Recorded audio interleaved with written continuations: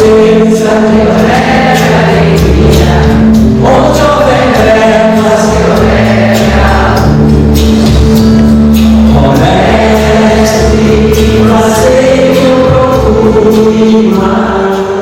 hoje é o dia do seu aniversário. Parabéns, parabéns. Fazem votos que vazam ao centenário. Os amigos sinceros que tens, reunidos nesse dia de tão grande alegria, desejamos que as bênçãos de Deus caiam todas sobre os dias teus, que a idade igual a esta haja sempre a mesma festa, cada um renovando os votos que hoje faz, de mil venturas e de paz. Viva a União! Boa noite a todos. Agradeço em nome da casa a presença de vocês, para que juntos possamos comemorar os 84 anos da nossa casa. Fundada em 16 de janeiro de 1941. E o Cássio preparou um tema que eu tenho certeza vai tocar o coração de todos nós.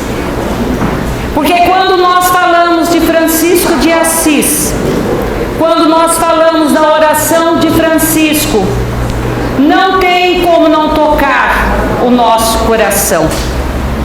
E quando eu fui convidada para fazer essa abertura, fazer a prece, eu fiquei pensando como expressar em palavras um ser tão nobre como Francisco.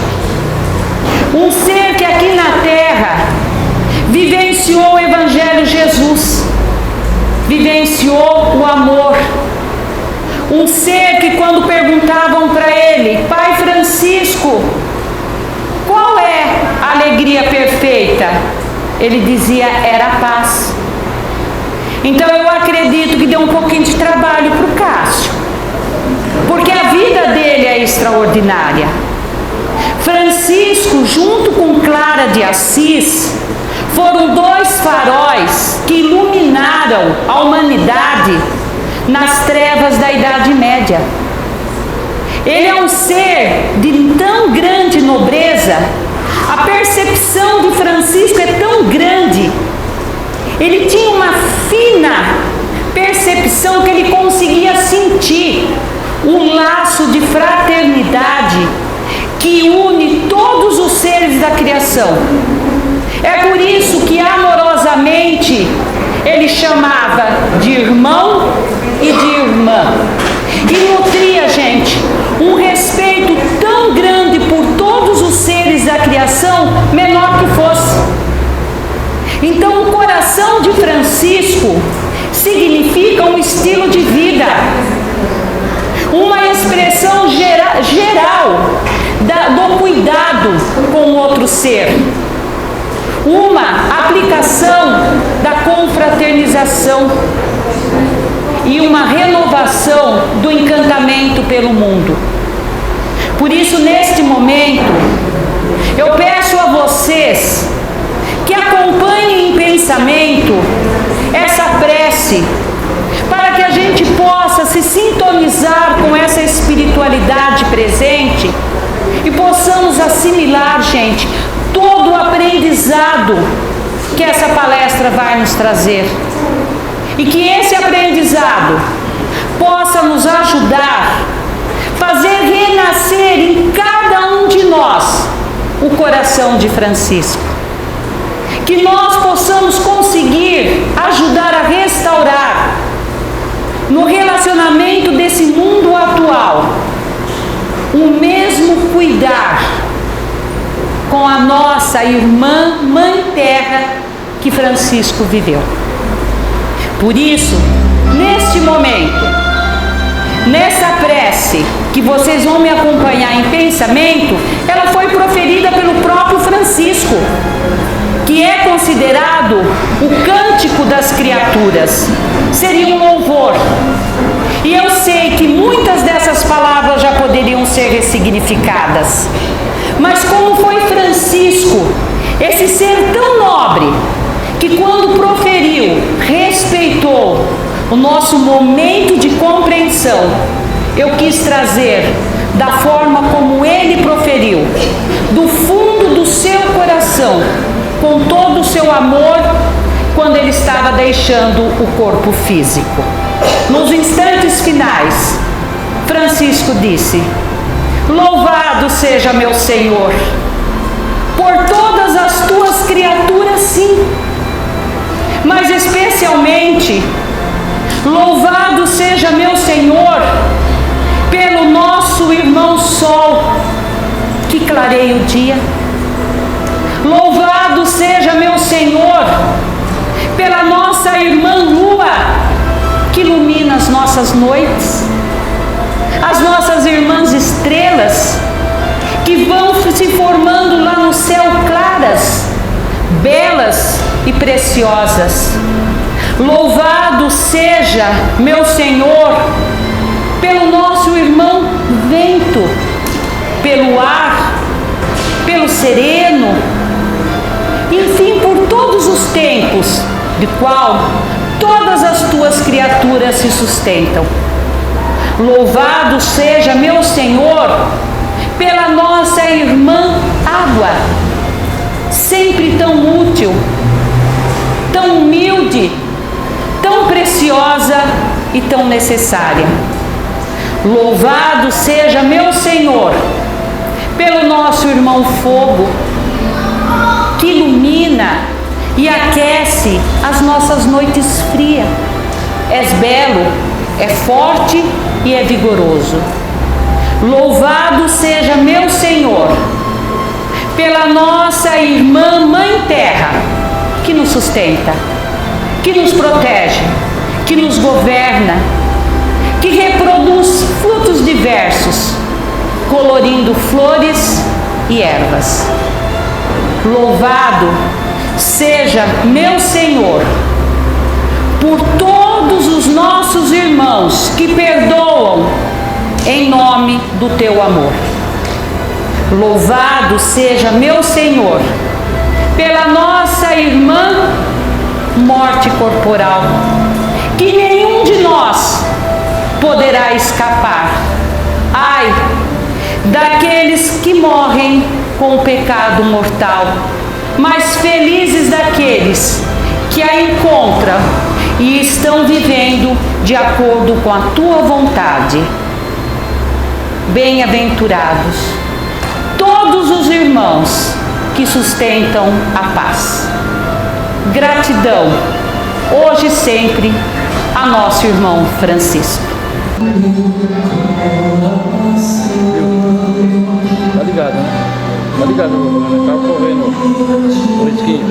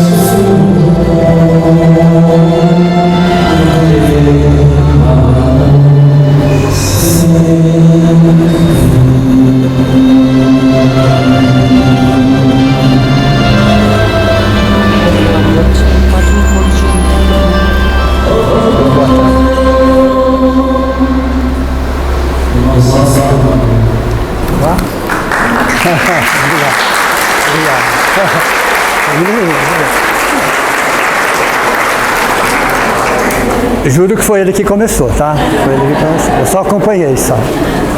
Beleza? Boa tarde a todos. Melhorou? Agora sim, né? Então vamos lá. Primeiro eu queria agradecer a presença de cada um de vocês. A nossa casa fez 84 anos, dia 16, e é com muita alegria que nós recebemos todos vocês aqui nessa casa. Em nome da União Espírita Jundiaense, meu muito obrigado pela presença de cada um de vocês. Nós somos uma família.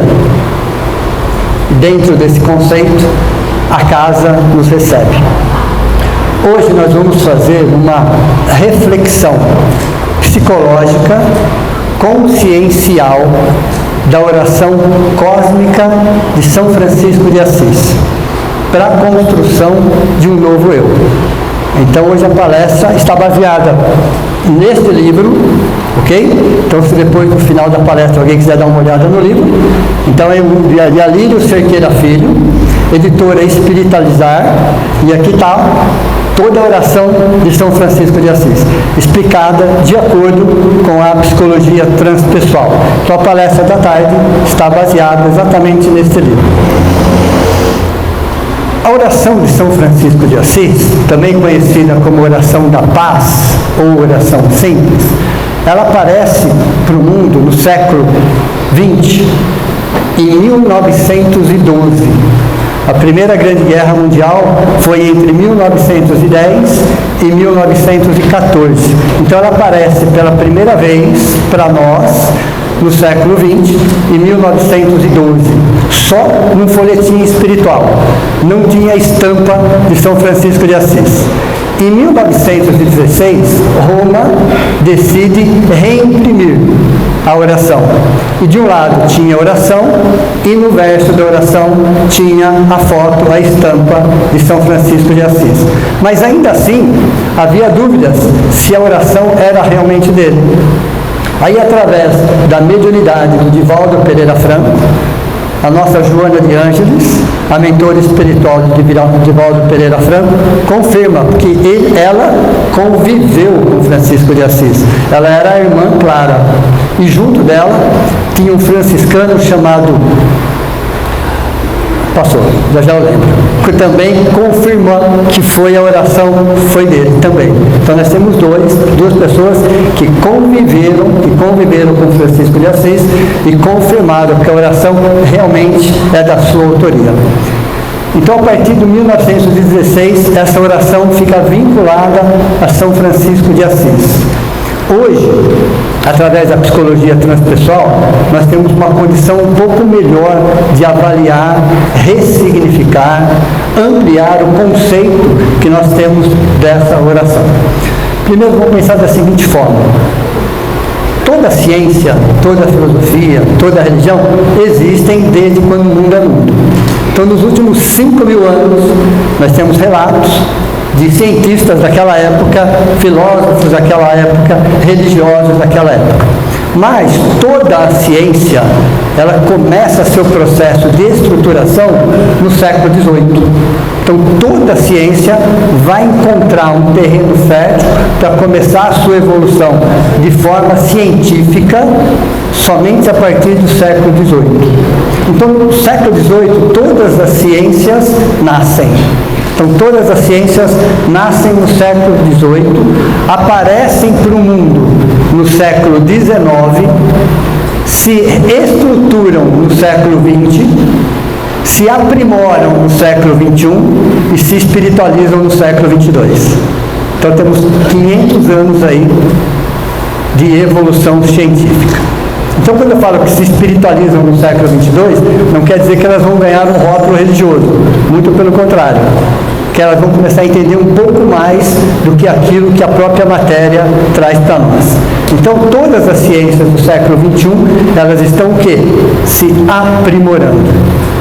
E quando nós falamos de psicologia, que é uma das ciências, ela nasce por volta de 1880. Então, a primeira ciência voltada à psicologia, ela nasce por volta de 1880 com o nome de behaviorismo. A primeira grande força da psicologia, 1880, que era um estudo do comportamento humano. Então, nasce essa ciência no século 1880, justamente para trazer um pouco sobre o conhecimento para o ser humano. A segunda ciência, a segunda força da psicologia, ela nasce exatamente 40 anos depois, em 1920, considerada a segunda força da psicologia, que é a psicanálise. Temos aí Freud e Jung desenvolvendo essa ciência. O estudo da psique humana, dos símbolos, das reflexões, dos sonhos, de todo o conteúdo consciente e inconsciente da mente humana. Então, o que a psicanálise fez foi trazer o behaviorismo e dar mais um passo. Então, a segunda força da psicologia chama psicanálise.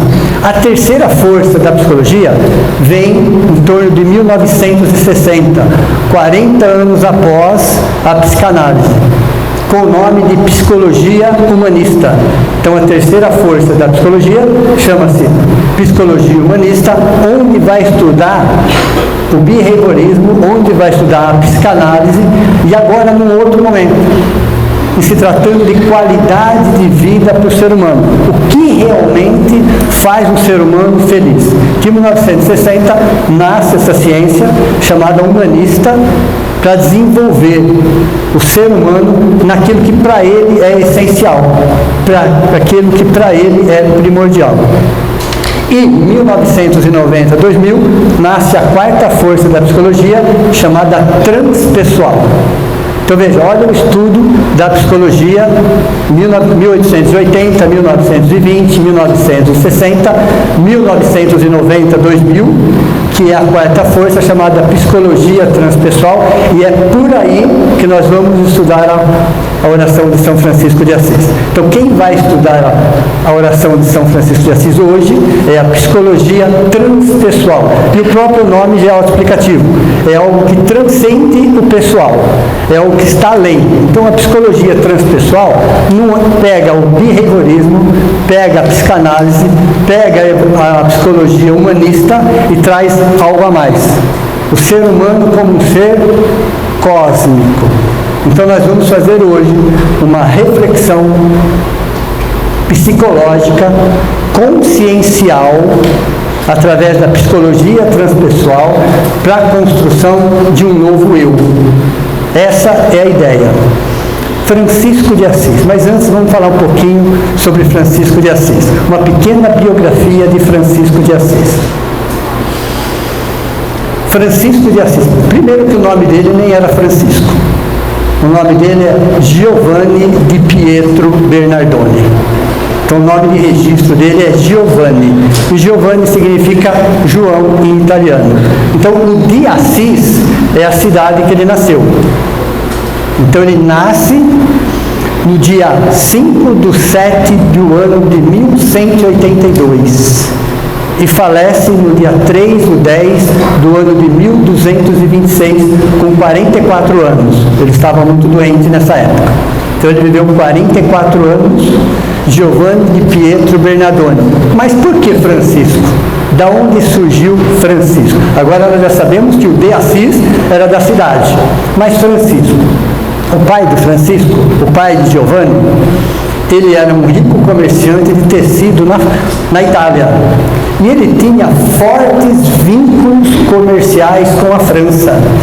Então, o menino Giovanni nasceu e cresceu ouvindo falar muito bem da França, devido aos fortes vínculos comerciais que o pai tinha com a França. E às vezes ele levava Giovanni nessas viagens. Por outro lado, a sua mãe era francesa. Então, Francisco em italiano significa pequeno francês. Então, Francisco chamava, olha o pequeno francês, de tanto que ele falava da França, de tanto que ele gostava da França, devido ao pai, devido à mãe, que ele se tornou o pequeno francês. Então, na Itália não se fala pequeno francês, se fala Francisco. Francisco de Assis. Então ele não é conhecido por Giovanni, mas depois ele ficou conhecido como Francisco de Assis. Ok? Mas quem foi Francisco de Assis antes de ser Francisco de Assis? Na época de Jesus, ele foi um dos apóstolos, João Evangelista. João Evangelista, aquele que escreveu o Apocalipse, aquele que cuidou de Maria, aquele que na crucificação, quando Jesus estava sendo crucificado, Jesus olha para a mãe e fala: mãe, aí está o seu filho, seria o João. João, aí está a sua mãe. E João nessa época tinha 16 anos. Então ele era o mais novo dos apóstolos. E ele tinha um apelido nessa época de Jesus: Filho do Trovão. Do jeito que ele falava, do jeito que ele era empolgado, devido ao timbre da sua voz, ele tinha esse apelido como Filho do Trovão. Então, antes de ser Francisco de Assis, ele foi João Evangelista, o único apóstolo que morreu de velhice. Os outros foram trucidados, ele não, ele morreu de velhice. Foi ele que escreveu o Apocalipse, foi ele que trouxe a ideia do presépio. Então ele trouxe muita informação. Mas antes de ser João Evangelista, quem ele foi? 600 anos antes de Cristo, ele foi o profeta Daniel do Velho Testamento. Então, da onde vem esse espírito? Então, lá no Velho Testamento, existe um profeta chamado Daniel. Quem foi o profeta Daniel depois? Ele foi exatamente Francisco de Assis. Mas antes de ter sido o profeta Daniel, quem que ele foi? Ele foi Isaac, filho de Abraão e Sara, 2000 anos antes de Cristo. Há 2000 anos antes de Cristo, ele foi Isaac, filho de Abraão e Sara. E antes de ser filho de Abraão e Sara, como Isaac, quem foi esse espírito? Há cerca de 10.000 anos atrás, ele foi um dos espíritos de Capela. Então ele foi um dos capelinos. Ele chega no planeta Terra, numa condição de expiação, como a maioria dos capelinos. Então ele chega há 10.000 anos atrás. Há 2.000 anos atrás, antes de Cristo, ele foi Isaac. Há 600 anos antes de Cristo, ele foi o profeta Daniel. Na época de Cristo, ele foi João Evangelista. Entre o século XII e XIII, Francisco de Assis, Idade Média. Em 2030, aproximadamente em 2030, ele estará reencarnando na Europa com mais 200 discípulos. Então tem uma previsão que ele reencarne na Europa por volta de 2030, com mais 200 discípulos. E a irmã Clara, a nossa Joana de Ângelo, vai reencarnar no Brasil mais ou menos nessa época. É muito difícil falar de Francisco de Assis? É mais difícil falar de Francisco de Assis do que de Jesus. E por quê? Guardada as devidas proporções.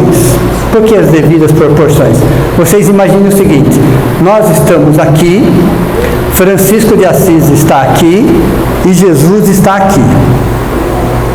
Então, proporcionalmente falando, ele está acima de nós, mas ainda distante de Jesus. Distante de Jesus. Por que é difícil falar de Francisco de Assis? Quando nós vamos buscar Jesus e nas nossas fugas psicológicas, quando aquilo que nos cabe fazer e nós não fazemos, a gente pensa assim: mas Jesus fazia, mas Jesus era Jesus. Nas nossas fugas psicológicas, mas ele é um Cristo planetário. Se ele for espírito, então ele vai falar da seguinte forma: mas ele é um Cristo solar, por isso que ele faz. São as nossas fugas psicológicas não assumindo a nossa responsabilidade. Então é fácil jogar para Jesus, mas não é fácil jogar para Francisco. Por quê? Porque Francisco é um espírito humano. Jesus se fez humano. Francisco ainda é um espírito humano, do degrau de cima, mas é um espírito humano. E quando se estuda a biografia de Francisco, nós vamos perceber que ele teve uma juventude atormentada. A sua fase de adolescência, ele deu muito trabalho. Ele gostava de festas. Toda noite ele saía para as festas. E como ele era um rico comerciante, ele bancava todas as festas, muitas vezes chegava de madrugada, embriagado, inclusive. Qualquer semelhança é mera coincidência. É mera coincidência. Então ele foi um espírito humano. Depois virou a chavinha, mas ele deu muito trabalho na sua adolescência, na sua juventude. É só olhar um pouco da biografia dele e a gente vai perceber o quanto que ele deu de trabalho nesse sentido. Não era um espírito com um coração ruim, não, mas era arrogante e prepotente. Qualquer semelhança é mera coincidência. Por isso que é difícil falar de Francisco de Assis, porque não dá para usar ele como fuga psicológica. Ele é um espírito humano. Então veja, dá para fazer. Dá para fazer. Dá para ser um ser humano melhor? Dá. Sem dúvida nenhuma que dá. Ele é considerado, dentro do mundo cristão, o segundo espírito. Dentro do universo cristão, ele é considerado o segundo espírito. O primeiro é Jesus. Então, o segundo espírito que melhor entendeu a mensagem, que melhor praticou a mensagem, foi Francisco de Assis. Ele abraçou, ele mergulhou, ele se dedicou de corpo e alma exatamente nos ensinamentos de Jesus. Então, ele é considerado no mundo cristão o segundo espírito. A sua oração é considerada a segunda oração mais importante do mundo cristão. A primeira é o Pai Nosso. A sua oração é considerada o segundo código de felicidade. O primeiro é o Sermão do Monte. Então percebam, a segunda oração, estou falando aqui do mundo cristão, a sua oração é considerada a segunda, o segundo código de felicidade, e que ele é considerado o segundo espírito mais importante do planeta Terra. Então percebam quanto é difícil falar dele nesse sentido, porque ele é um espírito humano. Ele é um espírito humano. Melhor do que nós? Sim, é melhor, mas ainda distante de Jesus. E nessa sua oração, de acordo com a psicologia transpessoal, ela é dividida em 3 níveis. Então, a psicologia transpessoal, ela divide a oração de Francisco de Assis em 3 níveis, só que para isso nós vamos ter que entender um pouquinho sobre a psicologia transpessoal. É entender qual é o conceito da psicologia transpessoal, o que ela traz para nós, aí com os olhos dessa psicologia eu vou ressignificar, eu vou fazer uma releitura da prece, que até pouco tempo atrás eu a enxergava de um jeito e a psicologia transpessoal trouxe mais luzes nesse sentido. Mais luzes nesse sentido. Então vamos lá. A psicologia transpessoal, ela representa o ser humano através de 2 esferas. Vocês imaginam uma esfera menor e uma esfera maior que engloba a esfera menor. Tudo bem? Então, uma esfera menor e uma esfera maior. A esfera menor chama-se eu maior.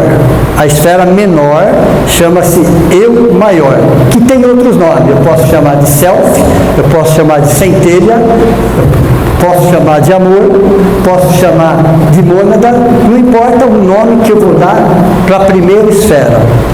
Posso chamar de eu maior. Na psicologia transpessoal, chama-se de eu maior. E a esfera maior, que engloba a esfera menor, eu vou chamar de eu menor, mas eu vou trocar o nome, ego. Então nós somos 2 esferas, uma menor que é real, a imagem e semelhança de Deus, e o ego, que é transitório. O ego não existe na realidade, é uma ilusão. Ele existe enquanto eu alimento. A hora que eu parar de eu deixar de alimentar o ego, ele deixa de existir. Então, a primeira coisa é entender que o ego faz parte do nosso processo evolutivo, ele vem de um primarismo animal, uma necessidade de sobrevivência, mas que precisa ser ressignificado. Nós estamos num momento de ressignificar o ego. Foi necessário? Foi importante? Foi. Mas hoje ele traz muito mais estragos do que benfeitoria. E nessa segunda camada, chamada ego, ela é dividida em 2 camadas. Então a segunda esfera, eu vou dividi-la no meio. A primeira camada do ego, eu vou chamar de desamor. E a terceira camada do ego, eu vou chamar de pseudo-amor. Então dá para vocês imaginarem 3 esferas? A número 1 é amor, a número 2 é desamor e a número 3 é pseudo-amor. Sendo que a camada número 2 e a camada número 3 é o ego. Então todos nós somos compostos de 3 esferas. A primeira que é real, que é o amor, que é a luz, que é a centelha, que é o self, que é a nossa imagem e semelhança com Deus. E é interessante quando a gente olha para o nome Deus, o eu está exatamente no centro. Então se alguém perguntarem para vocês, aonde eu me encontro em Deus? No centro da palavra, no centro da criação. O eu somos nós. Entendeu? Então nessa primeira esfera é o eu, a imagem e semelhança de Deus, com todas as virtudes, todas, absolutamente todas as virtudes em estado latente, esperando o momento certo para eclodir, esperando as experiências e o tempo para que cada uma delas eclodam. Então eu vou dar um exemplo. Na primeira esfera existe um sentimento chamado alegria. Na segunda esfera, a contraparte da alegria chama-se tristeza. Na terceira esfera, a contraparte da tristeza chama euforia. Veja, olha que interessante. Então, a terceira esfera é chamada de pseudo-amor, aquele que parece, mas não é. É o desamor embrulhado para presente. Todos os excessos estão no desamor. E por que os excessos? Porque é um processo de autoconvencimento. Então uma pessoa eufórica, ela está tentando provar para o mundo o quanto ela é alegre, quando na verdade ela está escondendo a tristeza. O perfeccionismo está na terceira esfera. O fanatismo está na terceira esfera. Então vejam, todos os excessos estão na terceira esfera chamada pseudo-amor. Aquilo que não é. É o desamor disfarçado. É o desamor mascarado por excessos. Então quando nós estamos nos excedendo em alguma coisa, esse excesso está dizendo que eu estou tentando esconder alguma coisa de mim mesmo. E provando para o mundo exatamente o contrário. Então, ao invés de eu abraçar a tristeza, eu crio a euforia. O próprio nome euforia, fora de mim. O eu fora. Veja, todos nós temos isso? Todos nós temos isso. Então, a psicologia transpessoal, ela vem nos mostrar exatamente essa estrutura que todos nós temos. O desamor e o pseudo-amor. Dá para tratar alguém no pseudo-amor? Não. Esquece. Nem tentem. Não percam tempo. E por quê? Porque o pseudo-amor é confortável. O pseudo-amor é confortável. A pessoa é perfeccionista e acha que é uma qualidade. A pessoa é fanática e ela acha que é uma qualidade. E ela está muito bem.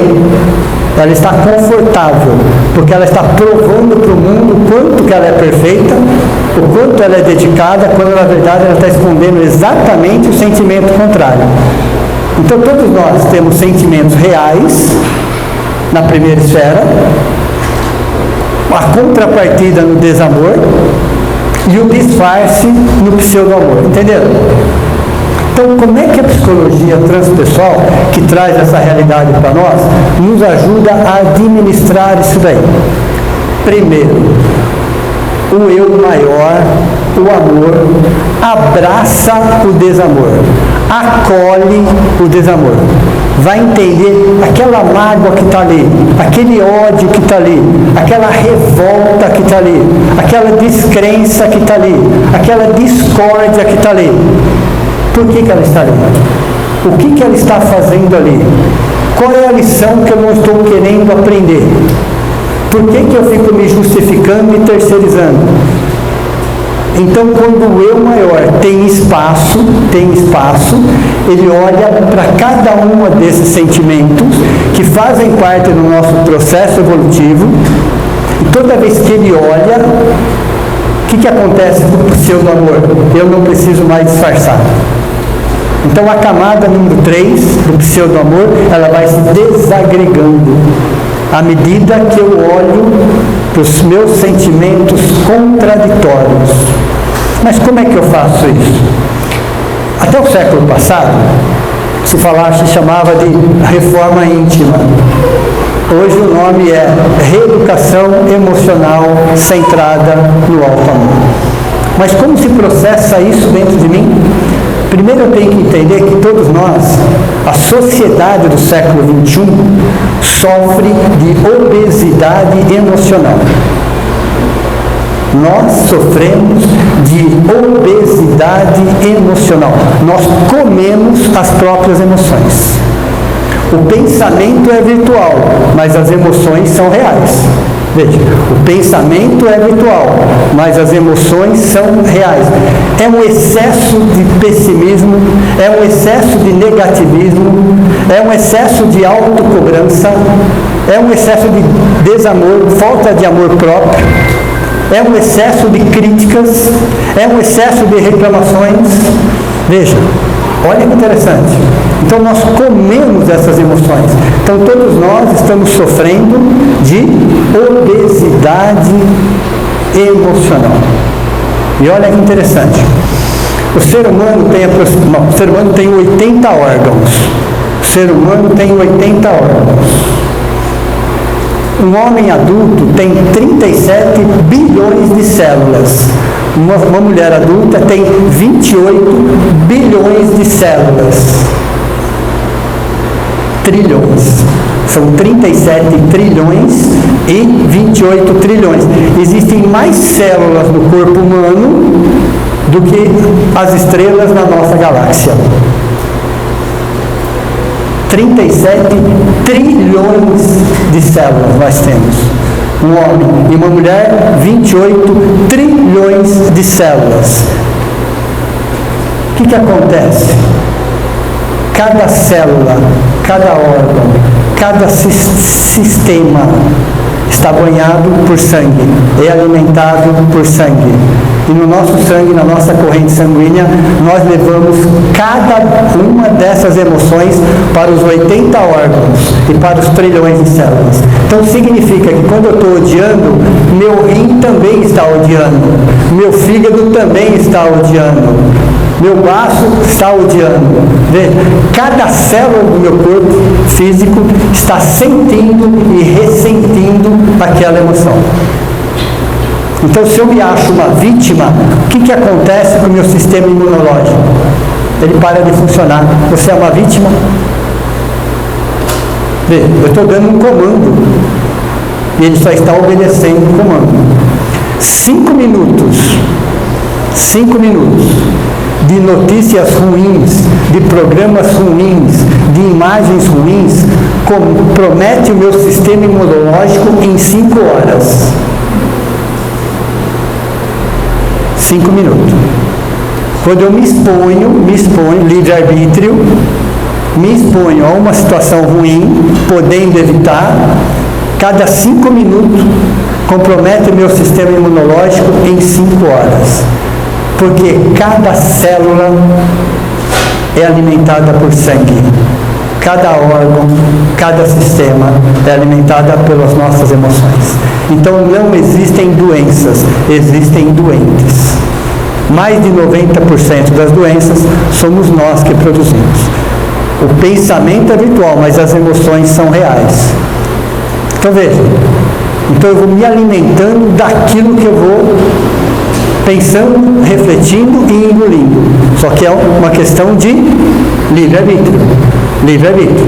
Até pouco tempo atrás, nós éramos protegidos pela nossa ignorância. Mas até que ponto somos ignorantes hoje?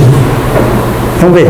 Então a psicologia transpessoal traz exatamente essa situação. E como desenvolver isso? E como reverter essa situação? Desenvolvendo 3 amores. 3 amores. Primeiro, e nessa sequência inclusive, é o amor próprio. O amor próprio é um amor subjetivo. Eu sinto meu amor por mim. Ele é subjetivo. O segundo amor é o amor pelo próximo. é chamado de amor objetivo. É diferente. E o terceiro nível de amor significa exatamente o amor por Deus, pela espiritualidade, pela natureza, que é um amor imponderável. Então eu preciso trabalhar esses três amores dentro de mim. O amor a mim mesmo, o amor pelo próximo, o amor pela espiritualidade. E aí a nossa sociedade do século XXI sofre ou busca algo chamado PIB. Não é Produto Interno Bruto. Calma, pessoal, calma. Né?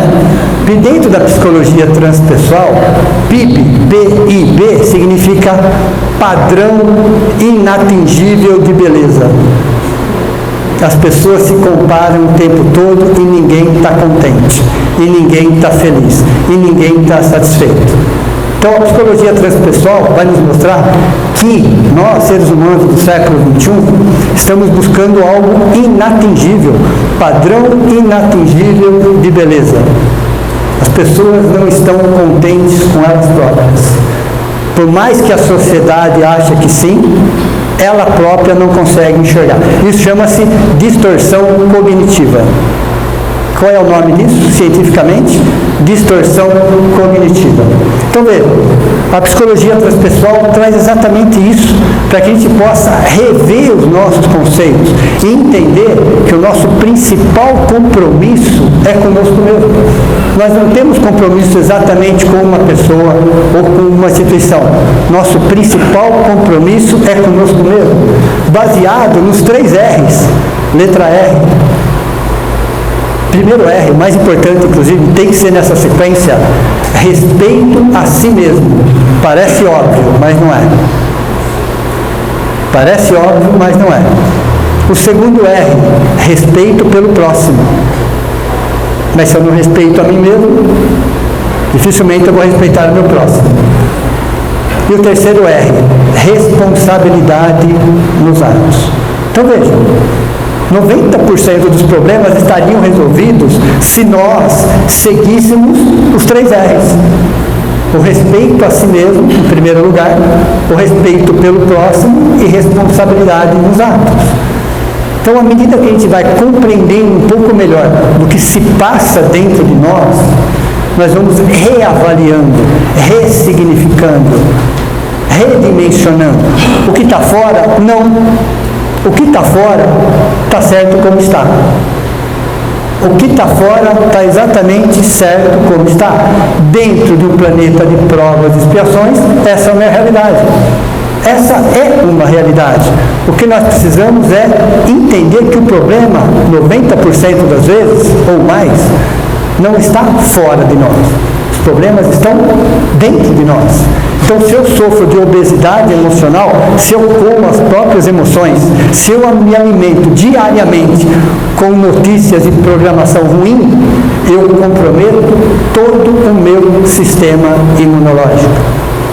E é interessante que todos nós buscamos uma tal de felicidade, mas uma tal de felicidade colocada numa fórmula matemática, ficaria assim: F é igual a R menos E.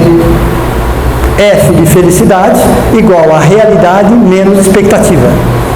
Então, qual é o nível de expectativa que nós criamos? Que nunca é atingida na maioria das vezes. Aí nós nos frustramos. Aonde está o problema? No nível de expectativa que eu crio. Dá para ficar sem expectativa? Não. Mas, se eu coloco uma expectativa, vamos quantificar isso. 2 e vem 3, eu fico feliz, muito feliz. Eu coloquei um nível 2 e veio 3. E se eu coloco um nível 5 e vem 3? Entenderam ou não? Onde está o problema? Veja, onde está o problema? Com a situação ou foi com o nível de expectativa que eu criei? E por que eu criei? Dentro da psicologia transpessoal, ela vai explicar algo dentro de nós, que quando Deus nos criou, a sua imagem e semelhança, era para que nós fôssemos co-criadores. Então existem espíritos que são co-criadores em plano maior. Nós somos co-criadores em plano menor, mas todos somos co-criadores.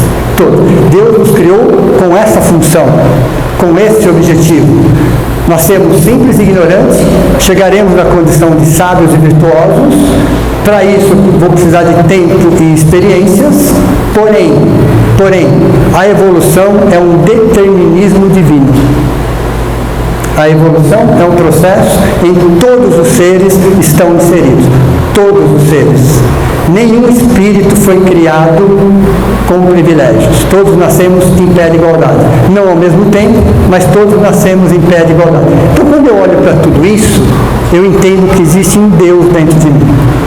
Esse sentimento chamado amor dentro de mim, que é a minha essência, que é a nossa essência, é o nosso principal alimento.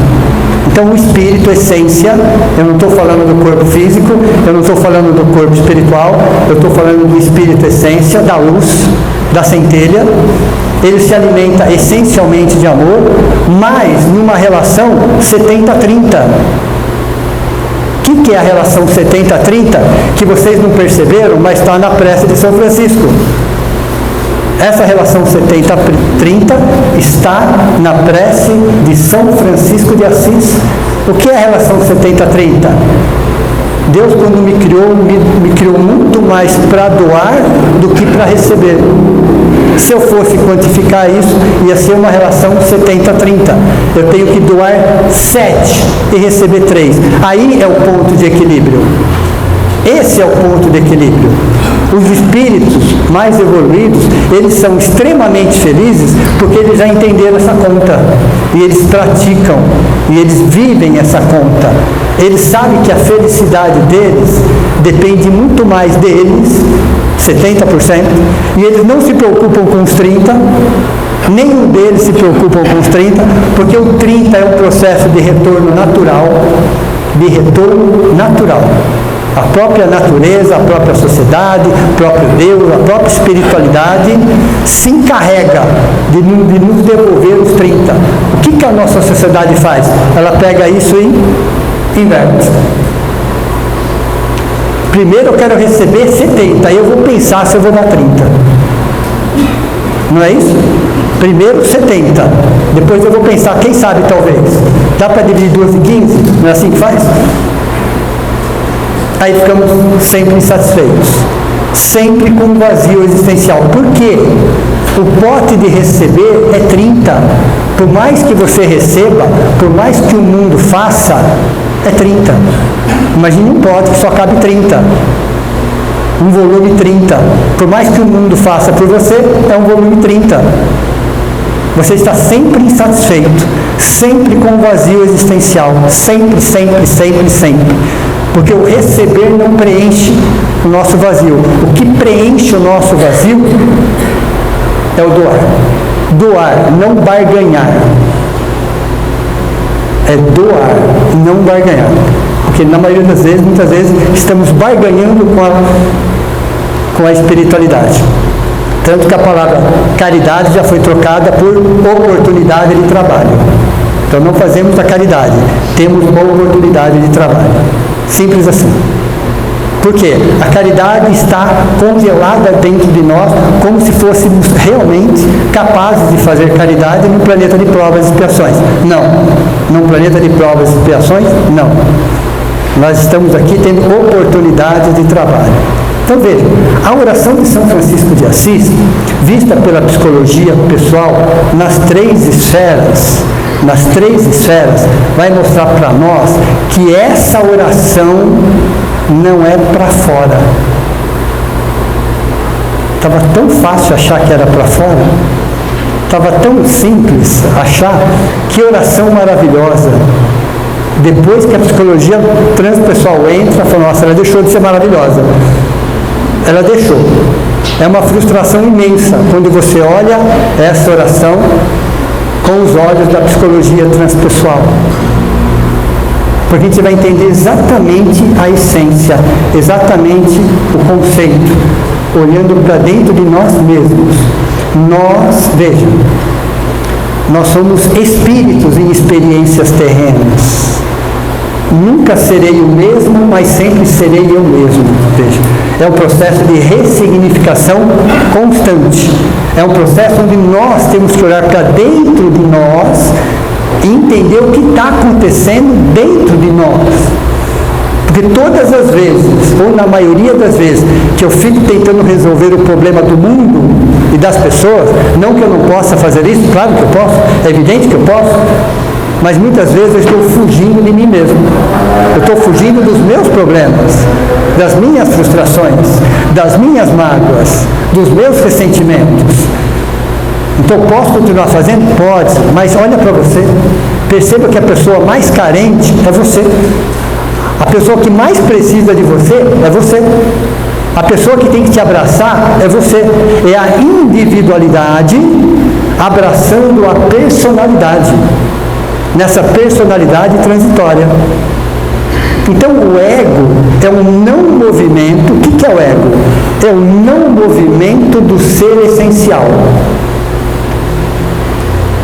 Eu fortaleço tanto o ego, a arrogância, a prepotência, a vaidade, as terceirizações, as justificações, eu vou terceirizando tanto, vou criando fugas psicológicas, vou me acomodando no pseudo-amor, que o meu ser essencial ficaria paradinho. Não sobra espaço para ele se movimentar, porque eu estou vivendo fora de mim. Estou com os olhos para fora de mim. Eu não estou entendendo exatamente. E na psicologia transpessoal vem a seguinte questão: quem sou eu? Quem sou eu? Se eu não existisse, que falta eu faria? O ser humano tem 3 dimensões. O ser humano tem exatamente 3 dimensões.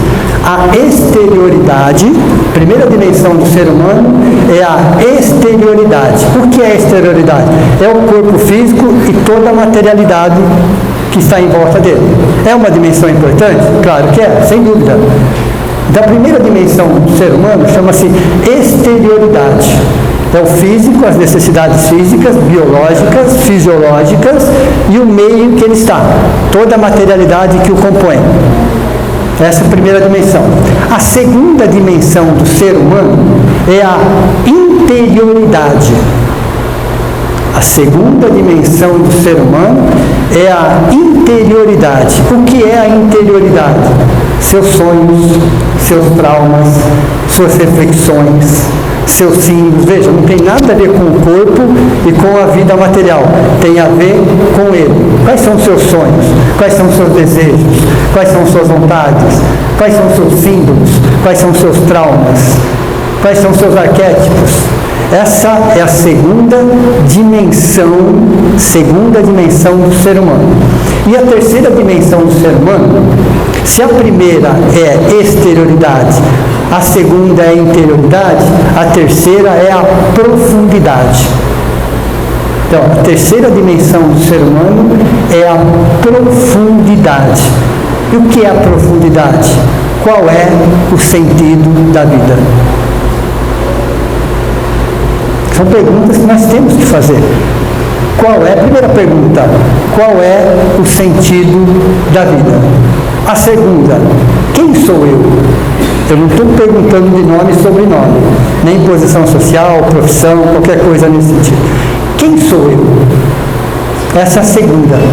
E a terceira, e se eu não existisse, que falta eu faria?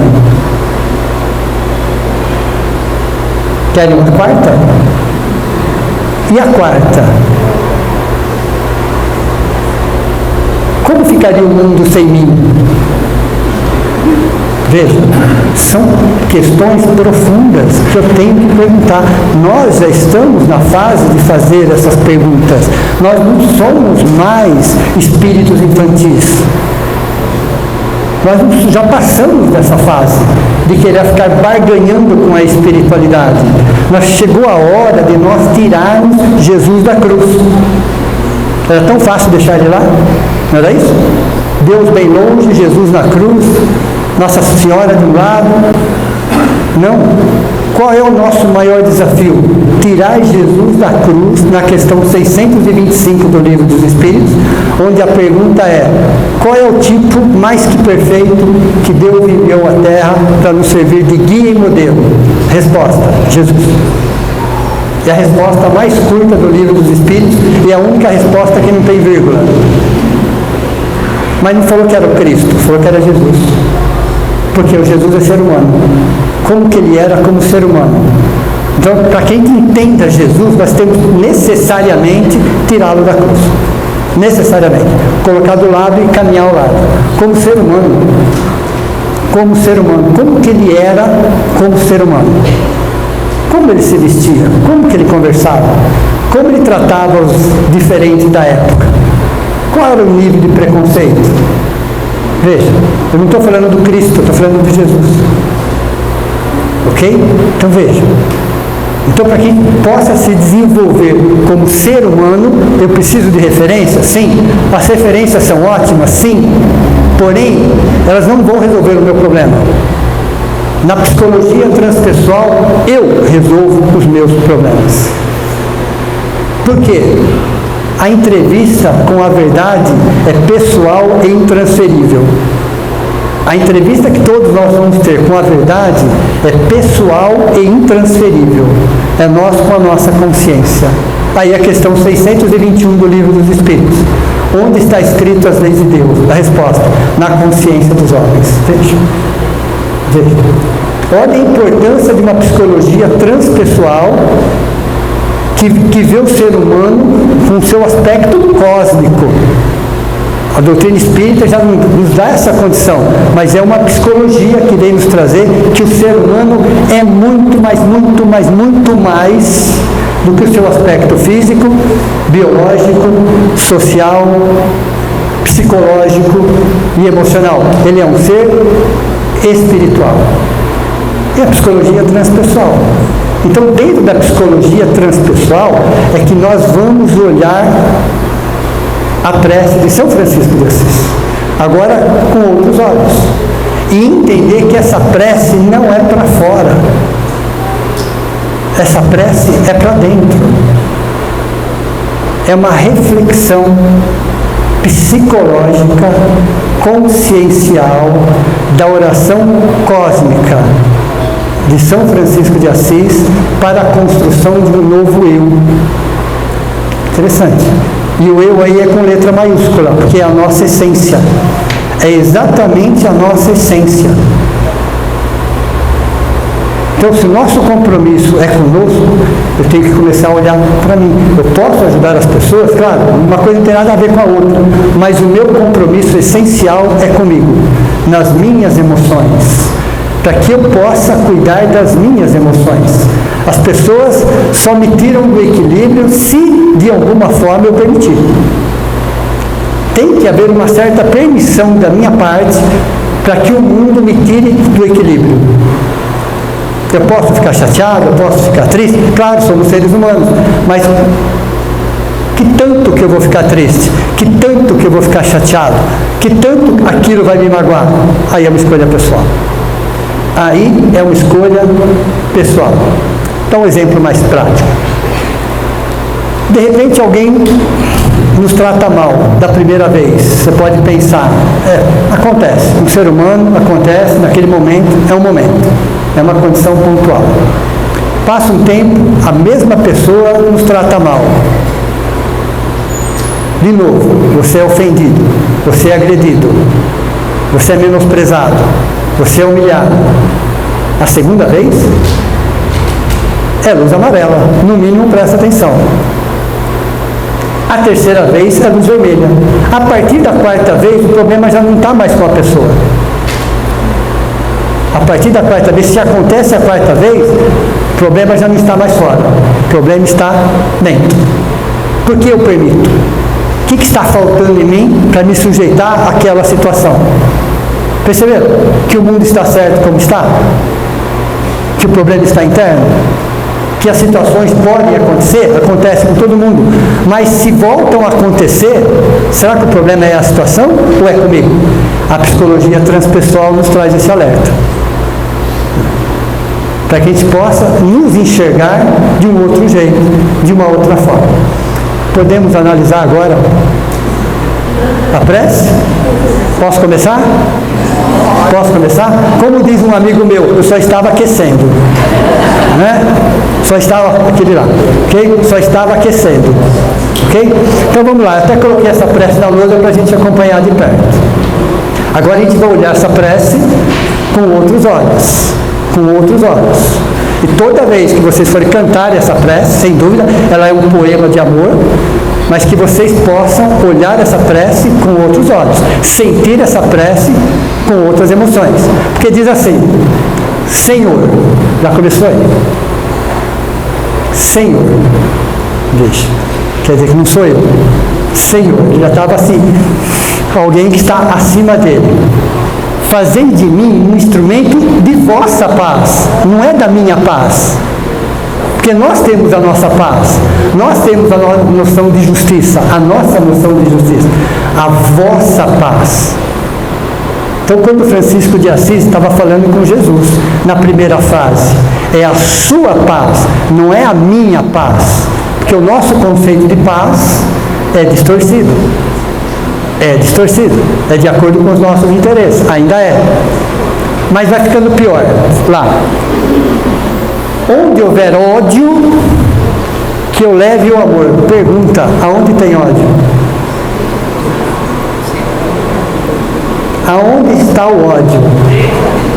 No desamor. E quem que vai levar o amor? O eu.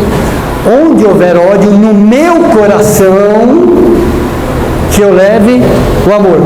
Onde houver ofensas, existem ofensas no nosso coração? Quase nenhuma, não é isso? Quase nenhuma. Onde houver ofensa, que eu leve o perdão. O grande problema do processo do perdão começa pela falta de auto-perdão. Nós não nos perdoamos. Então, se eu não me perdoo, como é que eu vou trabalhar o perdão fora de mim?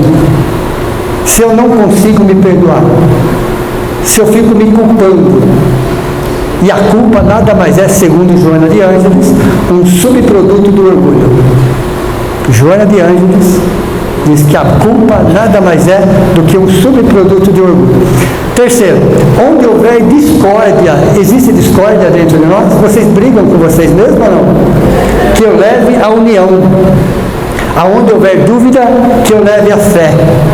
Aonde houver erro, o eu ali está escrito em maiúsculo.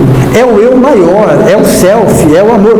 Olhando para o desamor, e o desamor ali vem, me abraça, me acolhe, me ajuda. Deu para vocês entenderam ou não? Porque se eu não fizer isso, vai transformar aquilo num pseudo-amor. Mas toda vez que o desamor permite que o amor abrace e acolhe, o pseudo-amor desmancha. Eu não preciso disfarçar. Eu não preciso provar nada para ninguém. Eu não preciso validação da sociedade. Eu não preciso disso. Ok? Onde houver erro, que eu leve a verdade.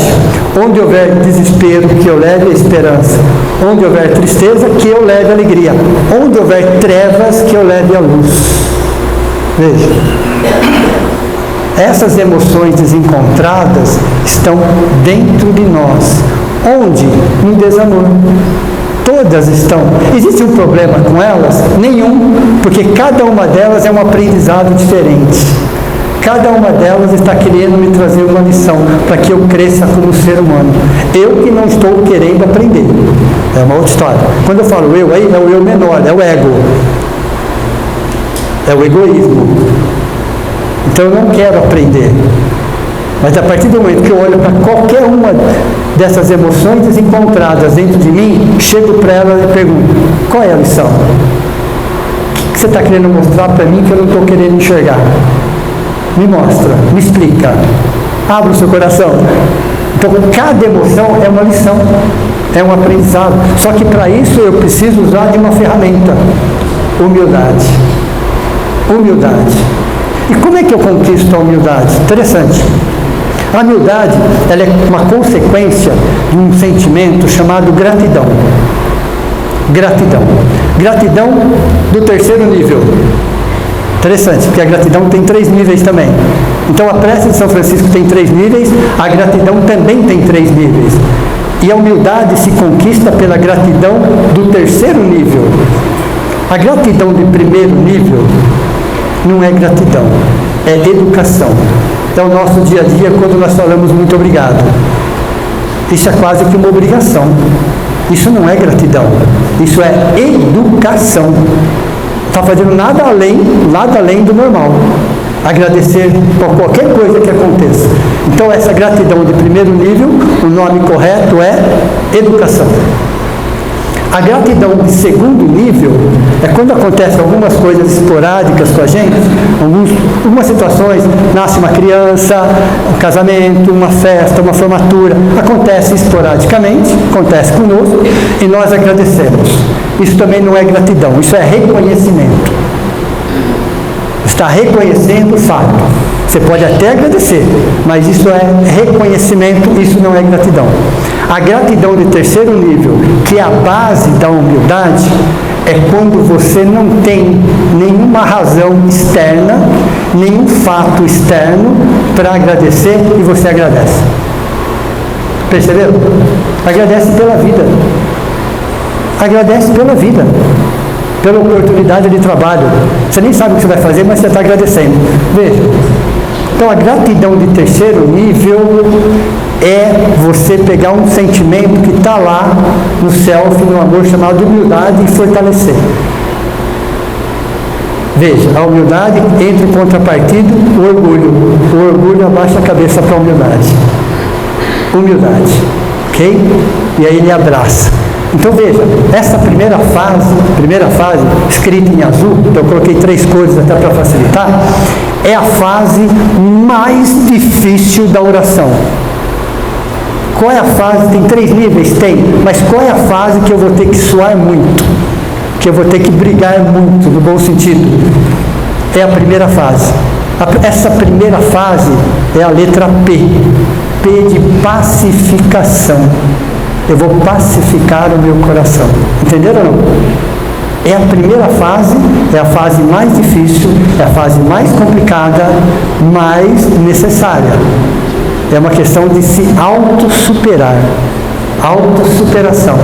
Eu vou pacificar o meu coração a partir do momento que eu reconheço aquelas emoções desencontradas, que fazem parte do nosso processo evolutivo. Não tem problema nenhum. Não há problema nenhum nesse sentido. Francisco de Assis tinha. Veja, quando ele fez a primeira vez essa oração, ele estava falando com ele. Parece que ele ia levar isso para algum lugar. Você vai levar isso para algum lugar? Até vai. Depois que você fizer isso com você. Depois que você estiver vivenciando a oração dentro de você, que ela se tornar um hábito, aí você pode levar isso para fora. Aí você pode. Aí você vai levar naturalmente, não vai nem perceber. Naturalmente. Inconscientemente você vai levar. Mas a fase mais complicada da oração, ela é dividida em 3 fases, em 3 níveis. É a primeira, pacificação. Pacificar o próprio coração. Veja, aonde houver trevas, aonde houver discórdia, aonde houver erro, aonde houver ódio, veja. Então eu vou ter que ter a humildade para localizar dentro do desamor essas emoções, olhar para cada uma delas, uma de cada vez, e entender qual é a lição, qual é o aprendizado. O que você quer me mostrar que eu estou resistindo tanto? E quando eu resisto, eu sofro. Quando eu resisto, gera um sofrimento.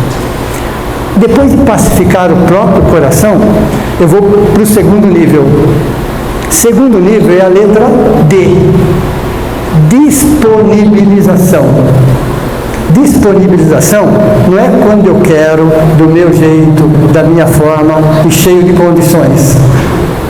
Porque nós somos assim, né? Eu até faço, mas tem que ser assim, assim, assim, assim, assim, desse jeito, assim, assim, assim, assim, dessa forma, senão eu não faço. Não é assim? Aí, não, exatamente o contrário, ó mestre, fazei que eu console mais, fazer que eu procure mais consolar do que ser consolado. 70-30? Olha a relação 70-30 aí. Fazei que eu console mais do que ser consolado, que eu compreenda mais do que ser compreendido. Olha o 70-30. É como se eu esquecesse um pouco dos meus problemas, do meu vazio, de receber, e não se preocupasse com isso. Exatamente o contrário. E que eu ame mais do que ser amado. Veja. Olha a psicologia transpessoal aparecendo numa oração de São Francisco de Assis. A relação 70-30. Já estava nessa oração. Ela já estava nessa oração. Que eu ame mais, que eu compreenda mais, que eu perdoe mais. Olha, veja. É a relação de amor, de você alimentar o seu eu com a sua essência. E qual é a essência do eu? Doar, compartilhar, fazer sem esperar, simplesmente ter alegria do fazer, simplesmente alegria do fazer, sem esperar nenhum tipo de retorno, nem um muito obrigado, não precisa disso, não precisa disso, porque quem tem que agradecer é quem está fazendo a oportunidade de trabalho. Então, a segunda fase da oração, que é a letra D, disponibilização, não é do meu jeito, mas é do jeito, do melhor jeito. Mas que eu possa fazer isso, que eu possa fazer mais, sempre mais. Como quantificar o nível de felicidade de um espírito? Pela quantidade que ele faz para fora. Mas primeiro ele tem que aprender a fazer para dentro. Se ele não aprender a fazer para dentro, isso não é egoísmo, isso chama-se amor próprio. E o amor próprio é o inverno das emoções. Não é primavera, não é outono, não, ele é o inverno das emoções. É como as flores. O que acontece com as flores no inverno?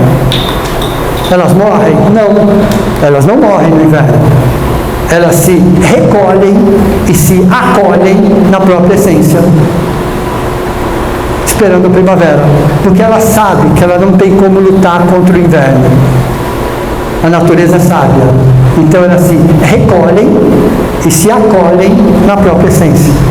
Veja, é o que nós devemos fazer de vez em quando, se recolher e se acolher na própria essência. Espiritualidade. E a terceira fase tem uma característica muito interessante, que é a frase chamada autonomia. Autonomia. Aí Francisco de Assis fala assim: pois é dando que se recebe, é perdoando que se é perdoado, e é morrendo que se vive para a vida eterna. Aí você começa a olhar a terceira fase, você percebe que tem 3 verbos. E os 3 verbos estão no tempo gerúndio, só para ajudar. Qualquer professora de português aí vai lembrar do que eu estou falando. Esses 3 verbos, dando, perdoando e morrendo, estão no tempo gerúndio. O que significa tempo gerúndio? Sem interrupções. É hoje, amanhã e sempre. Eu não vou fazer hoje, depois eu não faço, semana que vem talvez. Não. Tempo gerúndio significa o quê? Que é um presente contínuo. Você faz hoje, você faz amanhã, você faz semana que vem, mês que vem, o ano que vem, a década que vem, o século que vem, o milênio que vem. Deu para você entender ou não? Tempo gerúndio é isso. Ele não é passado e futuro, é tempo presente. Veja, é dando, está no tempo gerúndio, é perdoando, é todo dia, e é morrendo que se vive para a vida eterna. Esse morrendo é o morrer das ilusões. Esse morrendo dele é morrendo das ilusões, porque ele, como Francisco, também vivia em ilusão quando ele era adolescente, na sua juventude. Veja, ele está falando isso para ele. Ele estava falando isso para ele num primeiro momento. Então essa oração veio para ele assimilou, ele entendeu, primeiro ele trouxe para ele, depois ele percebeu que podia fazer alguma coisa. Mas para ele primeiro. Então essa oração é o segundo código de felicidade. O primeiro é o Sermão do Monte.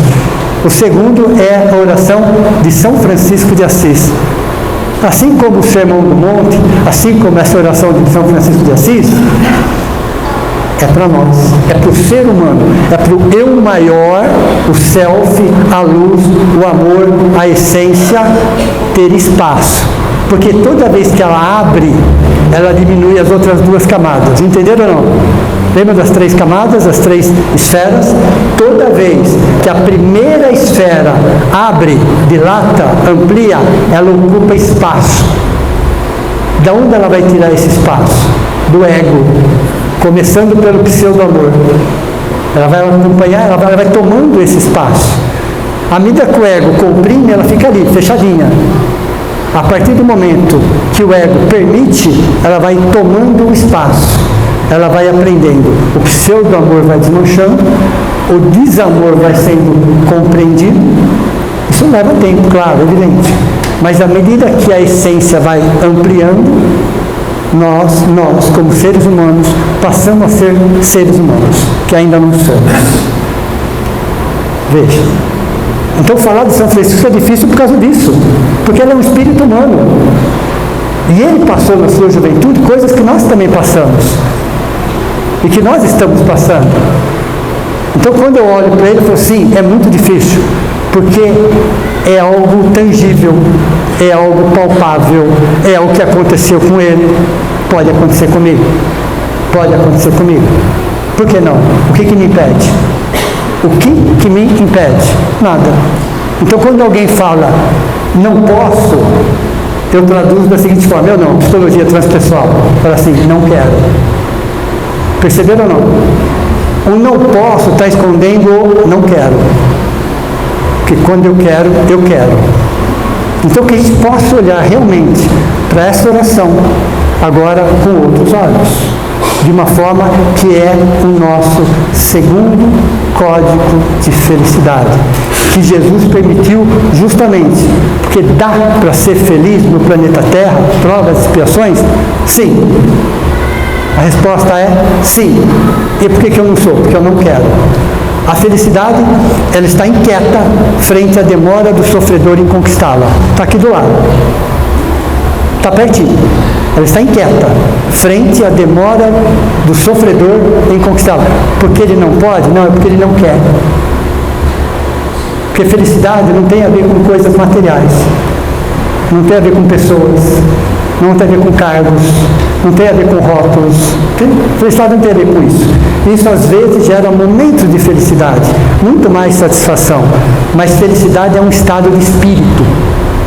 Felicidade é estar em paz consigo mesmo, sabendo que somos espíritos de provas e expiações, mas sabendo que a cada dia, a cada semana, a cada ano, a cada década, eu subo um degrauzinho para o meu bem. E as pessoas e as situações que acontecem só estão me ajudando a crescer como ser humano. Uma boa noite a todos vocês. Meu muito obrigado.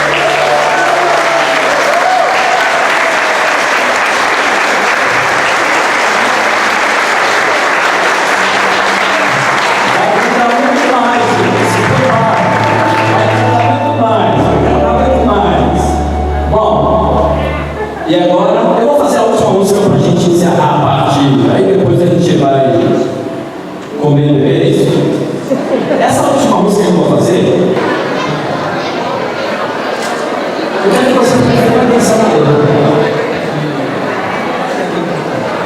Eu vou cantar uma música que é o ritmo do país que nós vivemos. E junto com a palestra de hoje, vai estar também o parabéns. Parabéns para você nessa data querida, muitas felicidades, muitos anos de vida. Parabéns para você nessa data querida, muitas felicidades, muitos anos de vida. Julião Nada! Como é que é?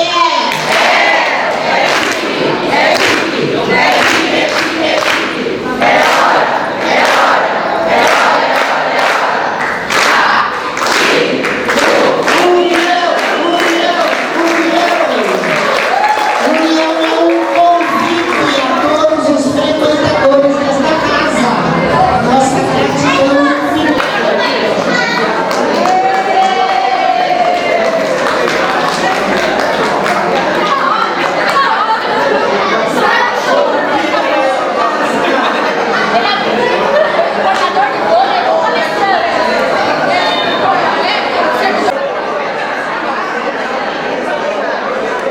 Hoje é o dia do seu aniversário. Parabéns, parabéns. Fazem votos que vazam centenário. Os amigos sinceros que tens, reunidos nesse dia de tão grande alegria, desejamos que as bênçãos de Deus caiam todas sobre os dias teus, que a idade igual a esta haja sempre a mesma festa, cada um renovando os votos que hoje faz. De meu bem